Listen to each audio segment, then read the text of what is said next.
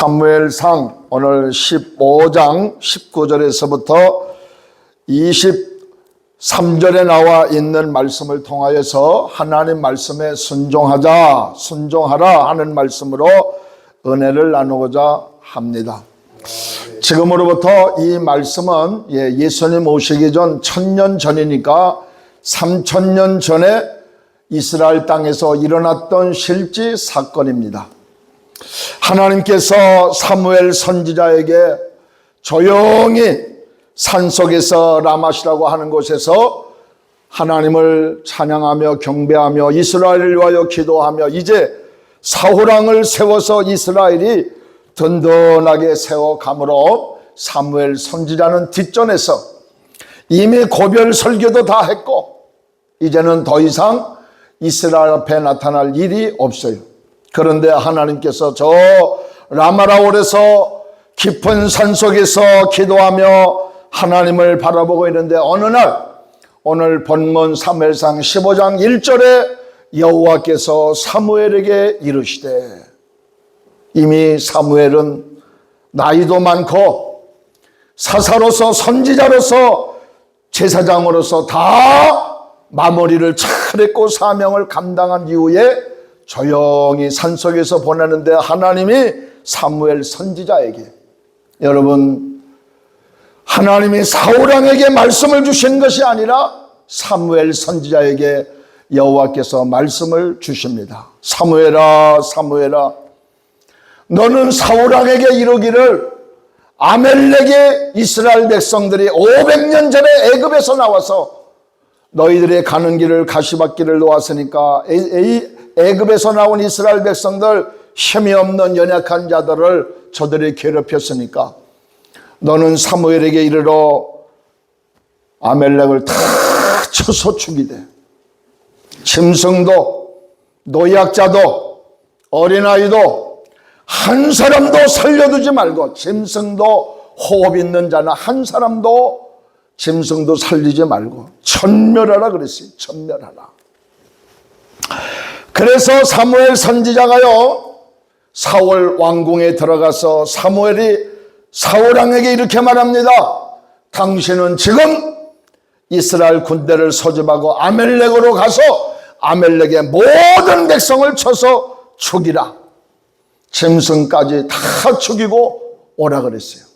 그리고 하나님께서 사무엘 선지자에게 말씀을 하니까 이스라엘의 군사를 모집하니까 군사가 20만 명이라 그랬어요. 20만 명을 왕이 군사를 모집하고 아멜렉으로 돌아가서 아멜렉을 쳐 부시는데 아멜렉이 저항도 못하고 그대로 다 정복하고 말았습니다. 그런데 하나님께서 사무엘 선지자에게 또 말씀하십니다. 왕에게 말씀을 하라고 한 후에 하나님이 또 라마시라고 하는 깊은 산 속에서 하나님 앞에 기도하는데 하나님의 말씀이 사울왕에게 임한 것이 아니라 누구에게 임했다고요? 사무엘 선지자에게 두 번째 말씀이 또 임했습니다. 그 말씀이 바로 오늘 10절입니다. 여호와의 말씀이 사무엘에게 임하여 가라사대, 첫 번째도 사무엘 선지자에게 말씀을 주었고 두 번째도 사무엘 선지자에게 말씀을 주었어요. 왕이 하나님의 명을 받아 하나님의 뜻을 따라 했는데 왕에게는 아무런 소리가 없어요. 그리고 사무엘 선지자에게 하나님은 이렇게 말씀합니다. 그 말씀이 바로 11절입니다. 내가 사울을 세워 왕 삼은 것을 후회하노니, 내가 그를 왕 삼은 거 하나님이 후회한다는 거예요. 하나님이 얼마나 마음이 아프셨습니까? 이스라엘의 왕으로 세워서 이스라엘이 세워달라고 그랬잖아요. 우리도 왕을 세워달라고. 왕을 세우는 것은 좋은 게 아니다. 사무엘 선지자가 그렇게 저들을 권면하고 설교하고 메시지를 주었는데도 이스라엘이 아우성을 치면서 왕을 주세요, 우리도 왕이 있어야 합니다 하고 왕을 달라고 하여서 왕을 주었는데 하나님이 말씀하시기를 첫마디가 사울을 세워 왕 삼은 것을 후회하느니라 그랬어요. 후회한다. 두 번째는 그가 돌이켜 나를 쫓지 아니하고 내 명령을 이루지 아니하였음이니라 하신지라 사무엘이 근심하여 온 밤을 여호와께 부르짖었더라. 그랬어요. 온 밤을 부르짖었더라. 하나님이 기뻐하는 사람을 하나님이 세우라 그래서 선지자 사무엘이 세웠는데 하나님이 내가 왕 세운 것을 내가 후회한다. 하나님 말씀을 쫓지 않고 있다 하니까 사무엘 선지자가 하나님 마음을 받아서 하나님 마음을 받은 거예요. 사무엘 선지자가 온 밤을 세워서 하나님 그렇게 기도 내용은 나오지 않았지만 하나님 다시 한번 사울에게 은혜를 주세요.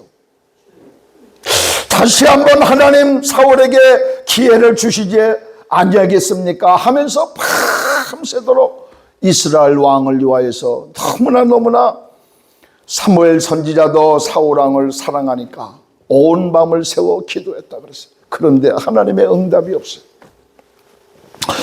하나님 앞에 온 밤을 세워 기도했습니다. 하나님 마음을 헤아리는 거 아니에요?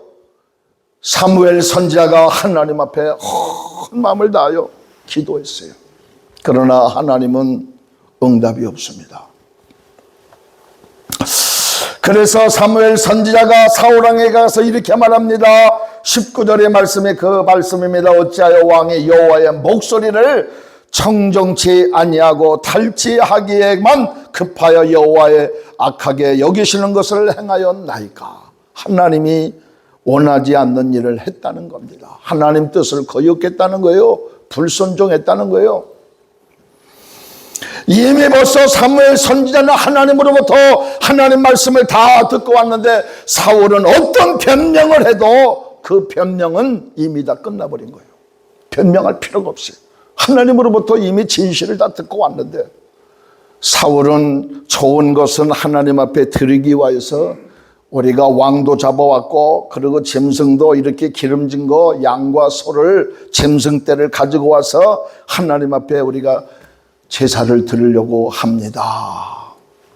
그때 하나님께서 사무엘 선지자를 통해 말씀합니다. 22절에 보니까 아주 유명한 말씀이죠. 사무엘이 가로되 한번 읽어보겠습니다. 시작.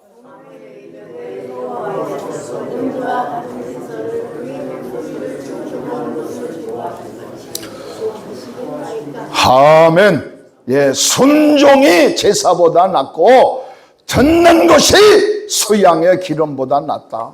이를 거역하는 것은 사신 우상에게 절하는 죄와 같고 하나님 앞에 불순종했고 하나님을 떠났기 때문에 당신이 말씀을 버렸기 때문에 하나님은 당신을 버려 왕이 되지 못하게 하였습니다. 이 말씀이 사울의 인생을 불행하게 하였고 실패하게 하였고 이 불신앙이 바로 사울의 인생의 마지막 몰락을 가져왔습니다. 인생이 잘 되는 방법, 인생이 행복한 방법, 인생이 하나님 앞에 우리가 이 땅 위에 사는 날 동안 축복받는 방법이 성공하는 비결, 크게 되는 비결, 존귀하고 하나님 앞에 크게 쓰임받는 비결이 뭡니까? 하는 것마다 잘 되고 하는 것마다 연속적으로 100배, 1000배의 복을 받고 하는 것마다 잘 되는 이러한 우리에게 비결이 있습니다. 하나님 말씀을 듣는 것, 하나님 말씀을 듣는 것이라고 그랬어요. 예수님도 마태복음 7장에 보면 누구든지 나의 말을 듣고 행하는 사람은 그 집을 반석 위에 짓는 지혜로운 사람 같으리라 그랬어요. 하나님 말씀을 듣고 집을 짓는 사람은 반석 위에 비바람이 몰아쳐도 무너지지 않는 집을 짓는다 그랬어요. 그러나 어리석은 사람은, 미련한 사람은요, 모래 위에 집을 짓는다 그랬어요. 모래 위에 집을 짓는 집은 오래가지 못합니다. 비바람이 몰아치면 흔적도 없이 사라질 집을 모래 위에 집이라고 하는 겁니다. 베드로가 밤이 맞도록 누가복음 5장에 보니까 그물을 던져서 고기를 잡으려고 제가 갈릴리 바다를 가보니까 이 손바닥만 해. 이 손바닥. 개손이 갈릴리 바다보다 크냐, 그게 아니라 큰 바다가 아니라는 거예요. 예, 손바닥만에 가보니까 그날도 보니까 대낮인데 어부들이 고기를 막 잡는데 보니까 그물을 던져서 고기를 잡더라고요. 마찬가지입니다. 베드로도 밤이 맞도록 수고하고 또 그물을 던져서 동서남북 갈릴리 바다 천국을 다 그물을 던져봤는데 그날따라 송사리 새끼 한 마리 안 나오는 거예요. 뭐 물건이 가치 있는 물건이 나오질 않아요. 그래서 아침에 부둣가에서 베드로가 자기 형제들과 함께 그물을 정리합니다. 내일을 약속하면서 그물을 가지고 나와서 큰 그물 가지고 나왔잖아요. 많은 고기를 잡아가지고 큰 손에 고기를 들려서 집으로 돌아가리라 그랬는데 빈 그물을 가지고 가게 되었으니까 그 그물을 정리하는 마음이 얼마나 아프겠어요. 베드로야, 예수님이 말씀하는 거예요. 못 잡았느냐? 못 잡았습니다. 배를 띄워라. 배를 띄워라. 실패한 베드로, 아무것도 잡지 못한 베드로, 이제는 절망의 아침을 맞이해서 집으로 돌아갈 수밖에 없는 허무한 베드로를 향하여 베드로야, 그물을, 이 배를 띄워라 하니까 베드로가 배를 띄웠어요. 그리고 이런 말씀 저런 말씀을 해주시면서 베드로야, 저 한가운데 가서 그물을 던져 고기를 잡으라 그럽니다. 깊은 데로 가라는 거예요. 깊은 데로. 얇은 이 낮은 곳에 가가지고 그물을 던져야 고기도 나오지도 않으니까 깊은 데로 가서 그물을 던져 고기를 잡으라 하니까 베드로가 뭐라 그래요? 예수님, 밤이 맞도록 수고하여 얻은 것이 없지만 내가 예수님 말씀에 의지하여 그물을 던지겠습니다 하니까 베드로 생애 처음으로 그물이 어떻게 해요? 찢어지도록 고기가 잡혔더라 그랬어요. 말씀에 순종하면 되는 거예요. 말씀에 순종하면요. 우리가 잘 아는 신명기 28장에 보면 내가 네게 명하는 말씀을 네가 듣고 삼가 듣고 이 말씀을 순종하고 여호와를 사랑하고 경외하면 내가 너를 세계 모든 민족 위에 뛰어나게 하실 것이라 그랬어요. 할렐루야. 세계 모든 민족 위에는 여러분 이스라엘과 미국밖에 없어요. 그나마 그래도 남바뜨리 안에 영국이 들어갔었는데 영국은 지금 기독교 신앙을 다 잃어버렸어요. 믿음을 다 잃어버렸어요. 그래서 이스라엘과 미국, 그래도 남바뜨리 하면 대한민국인데 아직 대한민국은 제가 보니까 문학상 받은 의상을 받는 경제학상을 받는다든가 노벨 경제학상 아직 받아본 일이 없어요. 문학상은 받았고 그런 것보다는 경제학상, 노벨 중에서 경제학이 최고 권위 있는 상입니다. 그 상을 받아야 되는 거예요. 미국과 이스라엘처럼. 노벨 경제학은 세계의 경제 논리를 논하는 거예요. 세계 경제 이 모든 걸 총정리하는 것이 노벨에서 가장 큰 상이 경제학상입니다. 다른 건 그냥 이렇게 덤으로 주는 거예요. 줄만 잘 쓰면. 그런데 하나님께서 신명기 21장에 보니까 내가 네게 명하는 이 모든 말씀을 네가 삼가 듣고 하나님을 순종하고 하나님 앞에 경외하고 이 말씀을 따르면 내가 너를 세계 모든 민족 위에 뛰어나게 하실 것이라 그랬어요. 할렐루야. 여러분의 자녀들이, 우리의 자녀들이 세계의 머리가 될 줄로 믿습니다. 그것이 바로 신명기 28장 1절이고 2절은 뭐라 그랬어요? 내가 내 하나님 여호와의 말씀을 순종하면 이 모든 복이 내게 임하여 내게 미치리니 순종과 불순종이 하늘과 땅 차이라는 거예요. 순종하는 사람에게 임하는 하나님의 복이 불순종하는 사람에게 임하는 하나님의 저주가 하늘과 땅인데 순종하면 나가도 복을 받고 들어와도 복을 받고 떡반죽 그릇이 복을 받고 성읍에서도 들에서도 하는 일마다 잘 되고 하는 일마다 복이 임한다는 거예요. 그러나 하나님 말씀을 불순종하면 하나님께서 이른 비도 늦은 비도 없고 하늘문을 닫아버리고 모든 염병과 질병과 인생의 모든 곤고와 인생의 모든 불행이 그냥 막 쏟아진다는 거예요. 네? 그러므로 우리가 하나님 앞에 은혜와 축복을 받아야 할 줄로 압니다. 할렐루야. 네.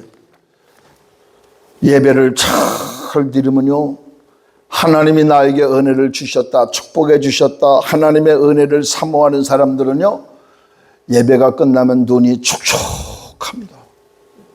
하나님 말씀 받고요, 예배를 잘 드린 사람들은요, 제가 예배 끝나고 보면은 눈이 촉촉합니다.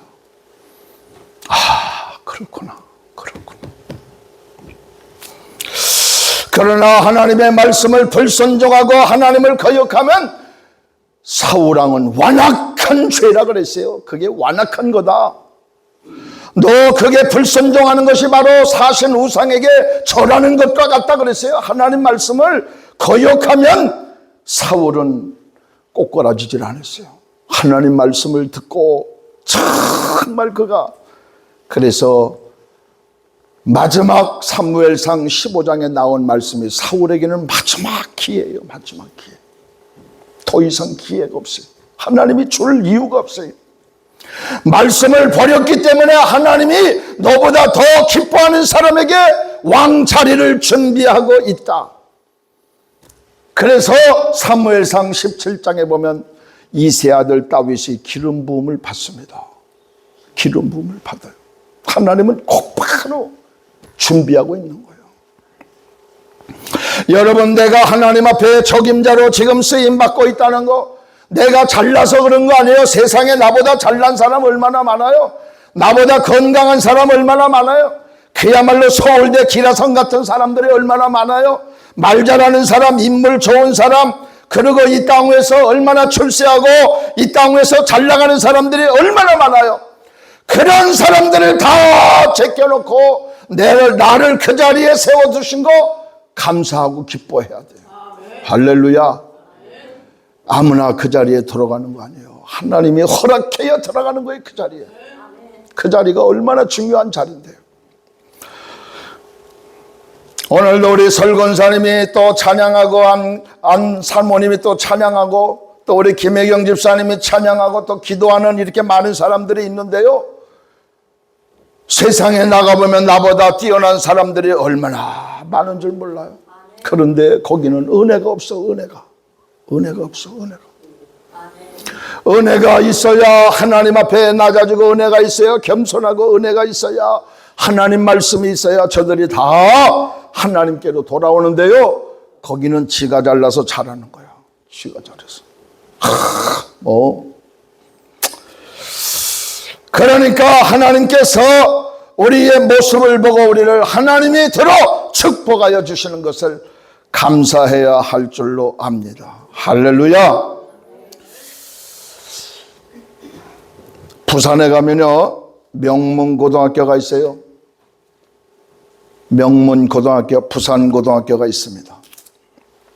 또 대구에 가면 경북고등학교가 있어요.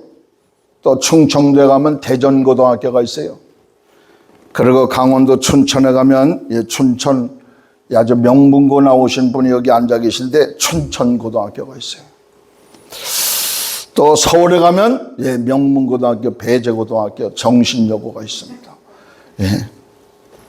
그런데 부산에는 이 부산고등학교 하면은 육사 많이 들어가고 서울대 많이 들어가고 연고대 많이 들어가는 대부분 장성들이 다 부산고등학교 나온 분들이 장성이 많아요. 그런데 이 부산고등학교에 다니는 이 학생이 있었어요.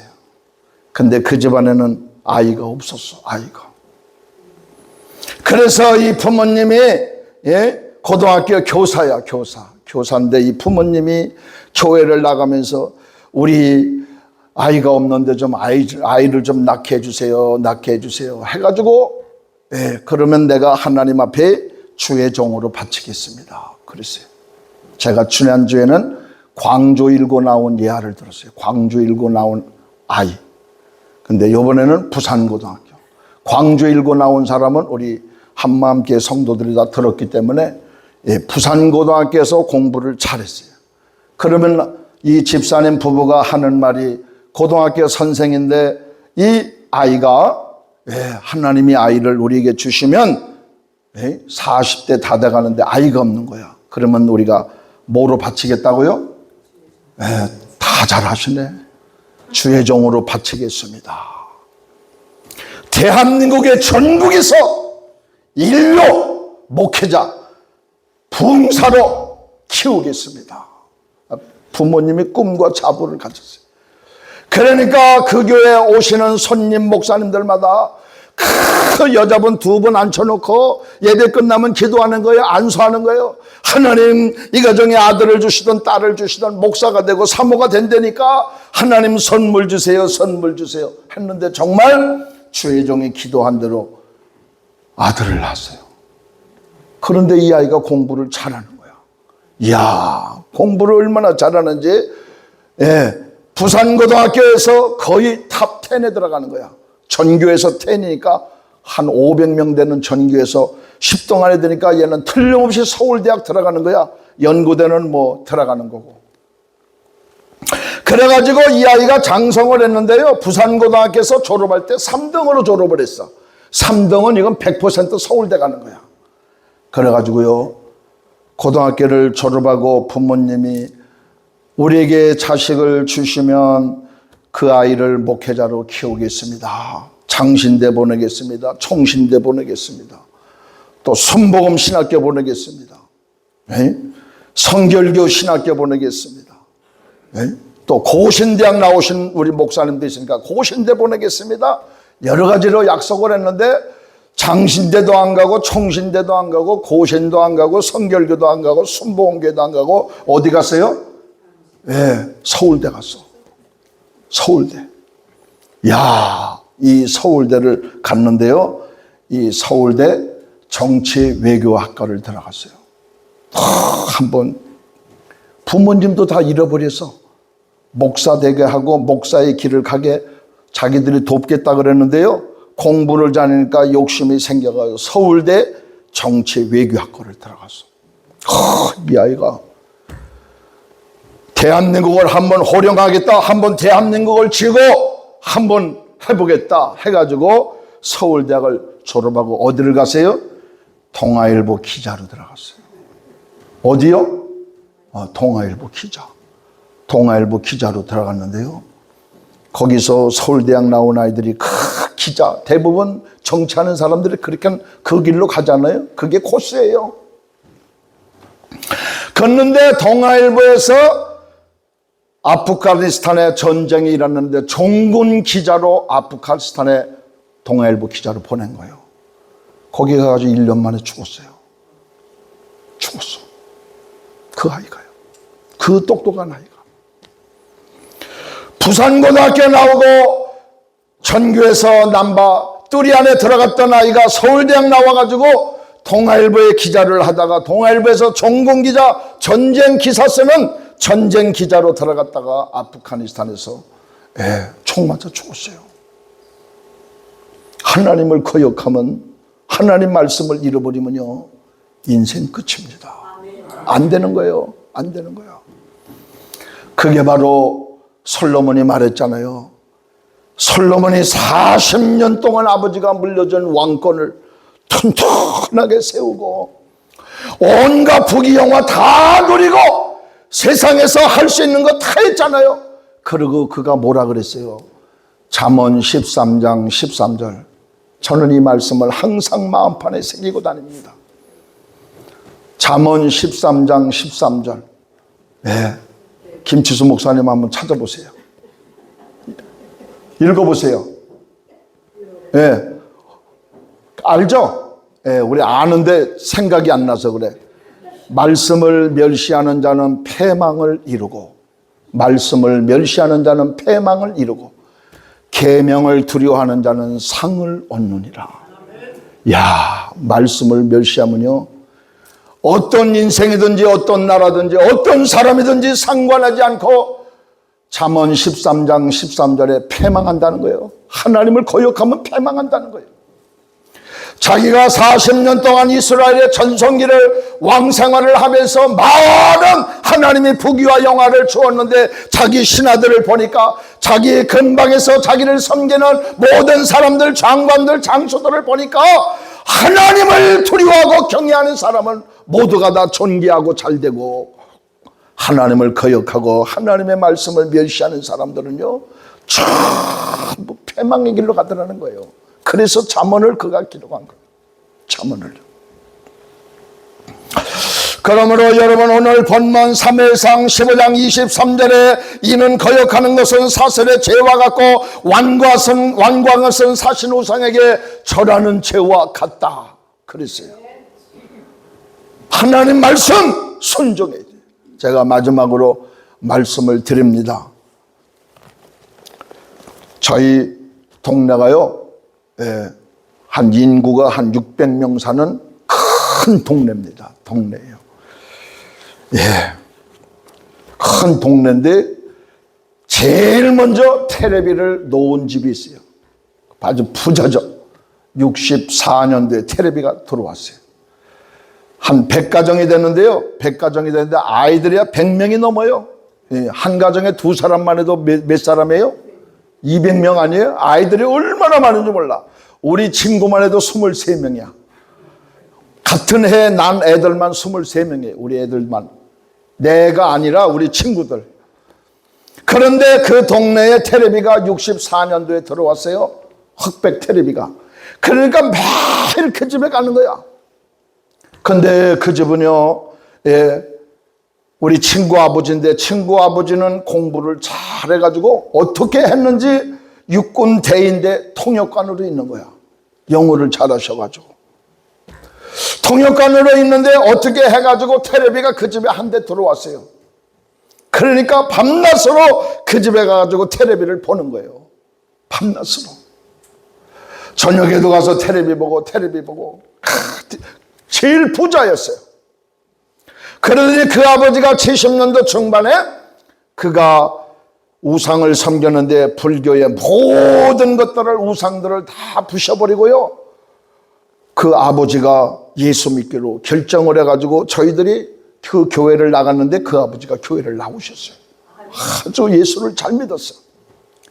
땅도 그 집은 많고 집이 6채예요. 6채. 집도 많아. 제일 부자야.